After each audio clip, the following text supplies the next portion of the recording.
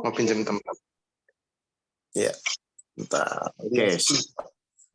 Baik, yang siapa Pak Eko mau baca ayat? Ya, siap. Siap, Tat. Oke, kita mulai dari 33 surat Al-Ahzab ayat 9 nanti sampai kita lihat seterusnya aja ya. Ya, Tat. Surat 33. Bismillahirrahmanirrahim. Surat Al-Ahzab ayat 9. Ya. Wahai orang-orang yang beriman, ingatlah akan nikmat Allah yang telah dikaruniakan kepadamu ketika bala tentara datang kepadamu. Lalu kami kirimkan kepada mereka angin topan dan bala tentara yang tidak dapat terlihat olehmu. Allah Maha melihat apa yang kamu kerjakan. Jadi kalau diperhatikannya dalam setiap kejadian itu, Allah tuh selalu menolong ya, khususnya kepada orang-orang yang beriman, pasukan Rasul atau siapapun tuh bisa mengirim angin topan, bisa mengirim malaikat atau burung-burung, kan begitu ya Pak Eko ya? Ya. Dan ini sebenarnya cerita ketika Rasul di Madinah nanti, kalau nanti Bapak Ibu lihat ayat 10 dan seterusnya. Terus jadi intinya segala sesuatu itu kalau kita memang dari awal sudah punya keyakinan yang tinggi kepada Allah, maka ketika kita menjalani apapun itu insya Allah Allah pasti akan memberikan suatu pertolongan-pertolongan yang kadang-kadang di luar dugaan kita ya. Jadi intinya tuh pada saat menjalani itu seberapa yakin kita terhadap janji Allah di dalam ketika kita menjalani ujian. Coba baik ayat 10-nya terus Pak Eko. Yaitu ketika mereka datang kepadamu dari atas dan dari bawahmu. Dan terus, ketika penglihatanmu terpana dan hatimu menyesak sampai ke tenggorokan. Kan ini sudah pada titik kritis ya. Nah ini tinggal ujiannya di sini terus. Dan kamu berprasangka yang bukan terhadap Allah. Ini yang terjadi ya. Jadi sebenarnya yang akan dirusak oleh setan iblis itu adalah prasangka kita kepada Allah. Kok Allah begini, kok Allah begitu, kan itu yang menjadi problem. Makanya pilihannya cuma beriman atau kafir pada saat Allah menguji, kan begitu ya. Nah, perhatikan ayat 11-nya ya. Ayat 11-nya. Disitulah diuji orang-orang mukmin dan digoncangkan hatinya dengan goncangan yang dahsyat. Oke, berarti diuji digoncangkan hatinya terhadap apa, Pak? Dengan masalah ya Tante. Diguncangkan hatinya tuh terhadap seberapa yakin bahwa orang beriman, orang mukmin itu tetap memegang janji Allah. Kan cuma itu kan, Pak? Iya. Kan kita tuh diuji itu kan dari hal-hal seperti itu kan. Seberapa yakin kita bisa menjalani masalah, menjalani kehidupan ini, bahwa memang tetap janji Allah itu benar dan kita mau menjalani. Jadi guncangan itu, permasalahan itu kan di hati sebenarnya semuanya. Orang merasa tenang, merasa gelisah kan dari keyakinan itu. Jadi yang pertama dipegang janji Allah, ketika kita tetap istiqomah memegang janji Allah, maka Allah turunkan ketenangan. Kan begitu. Tapi kalau misalnya kita terjebak dengan permasalahan, dengan kurang yakin kepada janji Allah, kayak tadi di ayat 10-nya, maka kita akan berprasangka yang bukan-bukan kepada Allah. Kan begitu. Jadi semua urusan permasalahan kehidupan itu adanya di hati kita. Tinggal Bapak Ibu mau yakin menjalani atau tidak yakin, kan kembali kepada pilihan kita ya. Betul, ya. Buat saya sih, kalau memang kita tidak ada pilihan ya di dalam menjalani, udah pegang saja janji Allah kan. Gak suka kan? Kan sudah aja pegang. Bahwa memang tidak ada pilihan. Makanya disitulah, di ayat 11 kan, disitulah orang-orang mukmin diguncangkan hatinya, artinya tuh kalau yang memang dia tetap memegang keyakinan, ya dia tetap menjalani itu loh. Gitu loh. Iya. Tidak sedih dan berputus asa dari rahmat Allah kan begitu. Oke, ayat 12 ya. Diguncangkan hatinya. Dan terus ingatlah ketika orang-orang munafik dan orang-orang yang hatinya berpenyakit berkata, yang dijanjikan Allah dan Rasul-Nya kepada kami hanya tipu daya belaka. Nah, coba orang munafik itu apa Pak? Berarti kan? Ya, dia iman tapi sebenarnya nggak beriman. Nah, dia sebenarnya tahu Allah janjinya benar, dia tahu Al-Quran itu benar, dan dia paham. Tapi karena memang dia punya namanya penyakit, meskipun dia tahu, tapi malah dia kadang-kadang bersikap sebaliknya. Dan malah jadi termasuk orang-orang kafir pada saat itu kan. Iya. Sampai mengatakan, ya udah, janjikan Allah dan Rasulnya kepada kami hanya tipu daya belaka. Ini kan konyol ini. Iya, Padahal iya. mereka tahu bahwa janji Allah itu benar. Hati-hati ya, Benar. kadang-kadang juga kita di dalam berjalan nih kurang Iya. yakin kepada janji Allah ya, Pak Eko ya. Iya, iya. Oke, Iya. ayat 13-nya. Nah, Dan ingatlah ketika segolongan di antara mereka berkata, wahai penduduk Yasrib di Madinah, tidak ada tempat bagimu, maka kembalilah kamu. Dan sebagian dari mereka meminta izin kepada Nabi untuk kembali pulang dan berkata, sesungguhnya rumah-rumah kami terbuka, tidak ada penjaga. Padahal rumah-rumah itu tidak terbuka. Mereka hanyalah hendak lari. Nah, kan kalau orang munafik tuh, orang tidak yakin tuh akhirnya jadi banyak alasan kan, Pak? Iya, iya, iya. Iya, Karena kebanyakan gitu dasarnya, ya, Tat. iya karena dasarnya kan memang dia tidak percaya. Bahkan dia menyatakan bahwa janji Allah itu hanya tipu daya. Kan ini repot ya. Iya. Padahal goalnya kita ditolong Allah atau tidak itu kan lewat keyakinan kita kepada Allah di hati kita. Jelas ya? Iya, Tat. Jadi kalau orang munafik itu pasti akan banyak alasan di dalam menjadi dan membuang-buang waktu juga gitu. Padahal kalau misalnya jadi kita ya udah percaya atau tidak percaya kan begitu sebenarnya. Iya, iya, Oke. iya. Ayat 14-nya.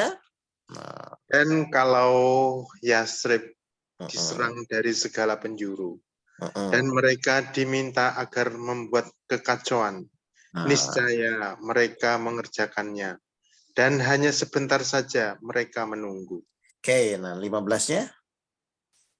Dan sungguh mereka sebelum itu telah berjanji kepada Allah tidak akan berbalik ke belakang atau mundur. Dan perjanjian dengan Allah akan diminta pertanggungjawabannya. Nah, ini yang berat ya Pak ya. Makanya tolonglah di dalam perjalanan hidup kita, proses ujian apapun tuh ya udah pegang. Anggaplah kita misalnya mati pun, kalau kita mati dalam memegang janji Allah kan selamat kan Pak. Iya, iya. Benar nggak? Daripada misalnya kita ngambil sesuatu yang sebenarnya kesenangannya sebentar. Coba di ayat 16-nya lah. Ini kan perbedaan munafik atau orang kafir dan orang beriman. Silakan. Katakanlah Muhammad, lari tidaklah berguna bagimu. Jika kamu melarikan diri dari kematian atau pembunuhan, dan jika demikian kamu terhindar dari kematian kamu, hanya akan mengecap kesenangan sebentar saja. Berarti kan sebenarnya banyak orang yang lari dari masalah seakan-akan itu bisa lolos dan enak. Padahal kan itu cuma sebentar kan Pak? Iya. Banyak nggak? Misalnya dalam situasi apapun orang lari dari masalah, orang nggak mau bertanggung jawab. Padahal kalau dihadapi dengan keyakinan kepada Allah kan selesai sebenarnya. Iya. Jadi banyak orang yang seakan-akan dengan menghindari masalah itu, dia akan tenang, dia aman. Padahal kondisinya pun Rasul diperingatkan, lari itu nggak berguna, ya udah hadapi gitu kan. Toh juga kalau lari tetap aja kalau kematian dan pembunuhan datang, kamu akan mengecap kesenangan yang sebentar saja. Nah ini yang harus kita pegang ya, apalagi proses perjalanan hidup kita ini semakin lama di akhir zaman semakin berat. Kalau kita tidak yakin kepada janji Allah atau ayat-ayat Al-Quran, ya hidup kita mau gimana gitu loh Pak ke depan. Ya kan? Kalau nggak ada iman itu gimana? Atau bahkan yang lebih parah itu kita sudah ngaku beriman tapi karena kita kurang yakin akhirnya jadi munafik, terus jadi tidak meyakini juga, akhirnya pusing-pusing juga. Padahal saya yakin semua orang itu kan ingin bahagia di dalam menjalani hidupnya kan? Iya. Padahal bahagia itu cuma satu, memegang janji Allah, istiqomah menjalani, udah sampai pada titik darah penghabisan lah kasarnya. Toh juga kalau misalnya dalam situasi itu kita meninggal, kita mati, tapi dalam keadaan memegang janji Allah ya insya Allah kan selamat Pak. Memang pilihannya cuma itu soalnya. Gitu. Oke, ayat 17-nya ini lebih dijelaskan, coba silakan. Katakanlah, siapakah yang dapat melindungi kamu dari ketentuan Allah? Nah, Jika dia menghendaki bencana atasmu atau menghendaki rahmat untuk dirimu, mereka itu tidak akan mendapatkan pelindung dan penolong selain Allah. Jadi mau lari kemanapun kalau memang Allah sudah tetapkan mau apa kan?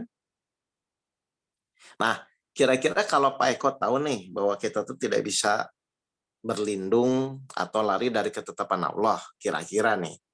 Lebih baik sikap Pak Eko bagaimana menyikapi ayat ini? Ya sudah, kita pasrah sama Allah, Nah, selalu berpegang pada janji Allah. Udah gitu aja ya betul. tadi. Ya udah mau gimana kan menghindar nggak bisa. Iya, Dan kalau Allah sudah menentukan juga nggak bisa, tinggal kita taat, kita jalani dengan keyakinan, sudah jalani saja. Permasalahan apapun, seberat apapun tuh hadapi aja gitu loh. Ya mau gimana hmm, lagi kan? Tapi buat Allah kan bukan masalahnya yang terpenting. Buat Allah itu iya, yang tadi loh, di surat 3 ayat 11-12 itu loh. Mengguncang iya, hatinya itu loh Pak. iya, iya. Kan Allah hanya Hmm, ingin tahu sebenarnya. Bahwa benar nggak orang beriman tuh hatinya tetap kuat memegang janji Allah kan?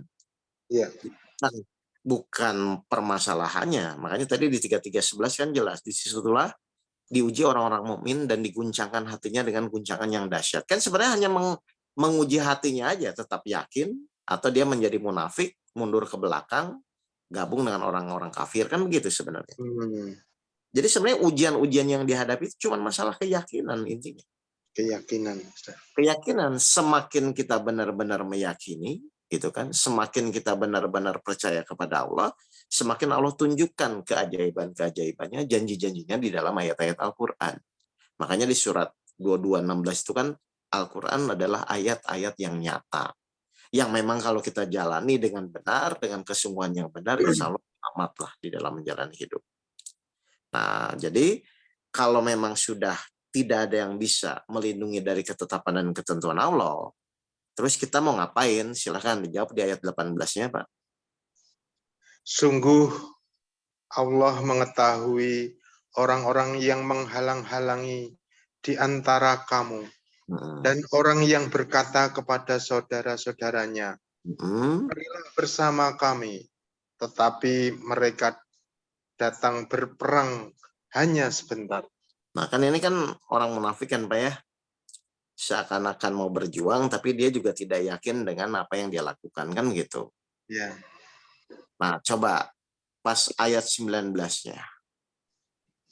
mereka kikir terhadapmu Hmm. apabila datang ketakutan atau bahaya. Hmm. Kamu lihat mereka itu memandang kepadamu dengan mata yang berbalik-balik, seperti orang yang pingsan karena akan mati. Ketakutan. Karena tidak yakin itu Hmm, kan awalnya kan, terus ya. nah, Dan apabila ketakutan telah hilang, ketakutannya hilang. mereka mencaci kamu dengan lidah yang tajam, Nah, sedang mereka kikir untuk berbuat kebaikan. kan udah saya bilang, harusnya kamu jangan begitu kan jadi banyak alasan kan, Pak? Ya, ya, ya. Kan begini begitu. Akhirnya apa yang lo lakukan setelah itu? Karena mereka dengan ketidakyakinannya kan hanya terpaksa saja kan? Ya. Terus Mereka itu tidak beriman, hmm, maka Allah menghapus amalannya. hmm. Dan yang demikian itu mudah bagi Allah. Nah, kan sebenarnya gitu loh. Jadi kalau ragu-ragu itu ternyata malah percuma kan, Pak ya? Iya, Ragu-ragu, bingung, gelisah itu kan ya percuma. Akhirnya ujian yang dikasih bukan menjadi amal perbuatan, tapi hanya menjadi alasan untuk dirinya untuk berpaling atau misalnya untuk tidak mau menjalani ujian itu malah lari dari permasalahan, akhirnya ya nggak jadi apa-apa. Padahal pilihan kita adalah saat menerima ujian itu bisa dijadikan sebagai sarana untuk mendapatkan pahala dari Allah, mendekat kepada Allah, atau malah sebaliknya kan baik. iya, iya. Jadi intinya kalau saya perhatikan dari ini kan cerita ya, ini sejarah tentang Rasul waktu di Madinah ya. Tapi intinya kalau saya lihat ternyata ujian-ujian dari zaman dulu sampai sekarang itu fokusnya adalah tentang hati kita. Yakin Yakin. atau tidak yakin kepada Allah. Kan begitu Iya, aja kan? iya, iya. Bagi yang yakin dia mengambil sikap terus maju ke depan dan insya Allah apapun yang terjadi ke depan Allah akan menghitungnya sebagai suatu kebaikan. Tapi kalau yang setengah-setengah yang tidak yakin di dalam menjalani hidupnya kan kasihan ini. Iya, iya, Sudah pahala nggak dapat terus dihapus saja amalnya kan repot ini Bapak Ibu. iya. Ya, jadi ini tentang masalah hati, ujian apapun yang sekarang Bapak Ibu jalan itu, ini tentang masalah keyakinan hati kita. Iya, Kalau memang kita yakin kepada Allah lewat janji-janjinya dalam Al-Quran, ya sudah nggak usah setengah-setengah. Tapi memang kenyataannya kan setan kadang-kadang turun naik ya, menggoda iya, lagi, pusing lagi. Makanya kita Hmm. ngaji lagi, Zoom dadakan lagi. Iya.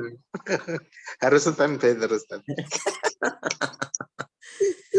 Intinya saya ulang ya, semua Ya. masalah ujian tuh silahkan lah. Semua orang punya ujian masing-masing.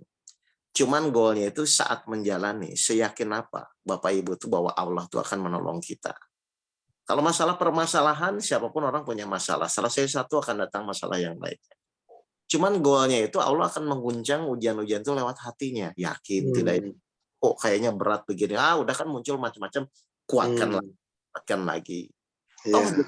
misalnya ya, saya jelaskan, apapun nanti yang terjadi menimpa kita, meskipun misalnya ya, sampai itu tidak terselesaikan atau sampai kita mati pun, tapi kalau kita mati dalam keadaan yakin kepada Allah, kan itu selesai, Pak. Iya. Tad. Ya kan? Daripada kita selamat tapi dalam keadaan keraguan-raguan kepada Allah, kan buat apa juga? Ya, ya, ya. Ya, jadi Ya. intinya hidup itu tolonglah. Kalau sudah mulai ragu-ragu, evaluasi. Kan ragu-ragu itu bisikan setan sebenarnya. Oh iya. Iya. Ragu-ragu kan mulai ke arah keputusasaan akhirnya. Terus akhirnya tidak yakin kepada Allah. Wah, itu malah siksaan menurut saya. Lebih baik nekat ambil jalan ke depan, bersikap jelas dan yakin kepada Allah. Mudah-mudahan kalau kita sudah begitu, Allah akan tunjukkan yang namanya mukjizat atau keajaiban-keajaiban. Masya Allah. Jadi Ya. goal bukan masalah-masalahnya ya, goalnya itu Ya. mengimani atau tidak mengimani, yakin atau tidak yakin kepada ayat-ayat Allah. Baik, Ya. Tad. ada pertanyaan Pak?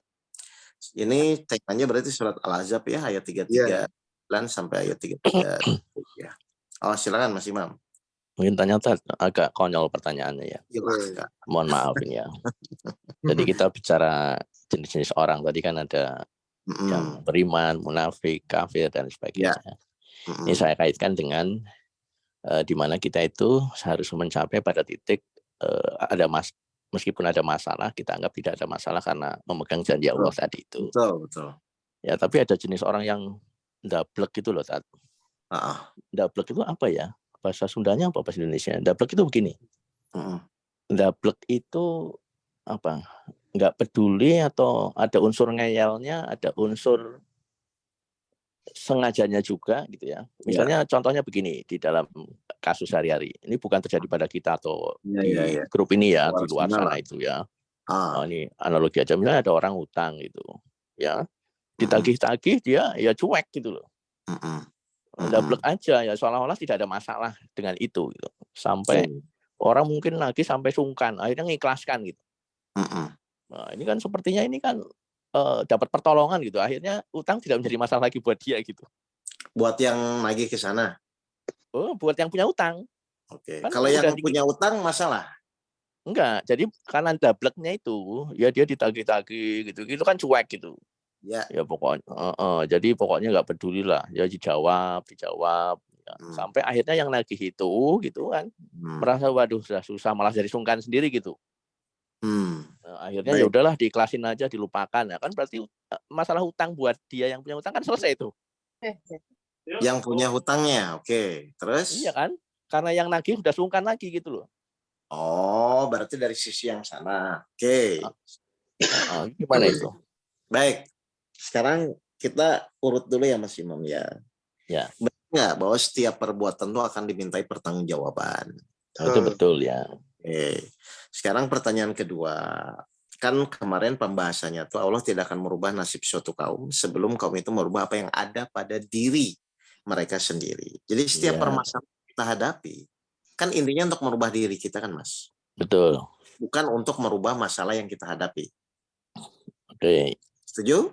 Setuju. Oke. Ketika kita sudah merubah diri kita bahwa itu bukan masalah, tapi kita tetap ikhtiar, ini kan kuncinya. Oh, ikhtiar ya, oke. Loh, kan tetap ikhtiar, tapi dalam ikhtiar itu kita sudah tidak merasa bermasalah dia mau bayar atau tidak bayar. Pokoknya kita ikhtiar hanya menjalankan perintah Allah dan merubah diri kita. Pertanyaannya simpel. Berarti Allah tuh bisa nggak? Kan itu aja. Berjanji nggak bahwa Allah akan mendatangkan, kalau memang itu rezeki kita, bahwa Allah tuh akan mendatangkan atau membolak-balikan hati yang punya hutang, kan gitu aja kan? Oke. Kan ini masalahnya bukan di pasar. Kalau masalah si punya utang itu merasa dengan tidak ya biarin aja, dia juga nggak meningkat. Cuman kan ini masalahnya apakah diri kita berubah atau tidak terhadap menyingkapi masalah itu kan? Oke.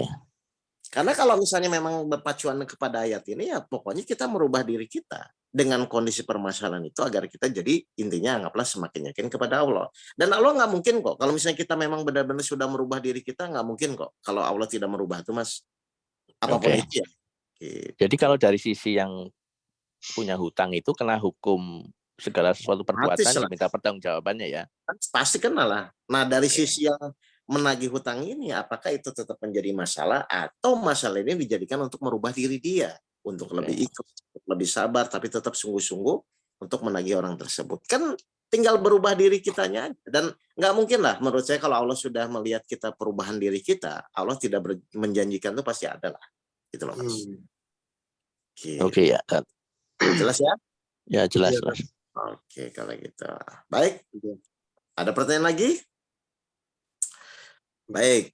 Kalau tidak ada pertanyaan lagi, terima kasih. Mungkin itu dulu kajian dadakannya, Zoom dadakannya. Seperti biasa nanti rekamannya share ke grup. Iya, aja. Baik, terima kasih. Mohon maaf kalau ada kata-kata saya menyinggung Bapak dan Ibu, dimaafkan ini ya, baik ya. Saya maafkan, Tan. Mari kita tutup dengan bacaan hamdalah bersama-sama. Alhamdulillah. Assalamualaikum warahmatullahi wabarakatuh. Waalaikumsalam warahmatullahi wabarakatuh.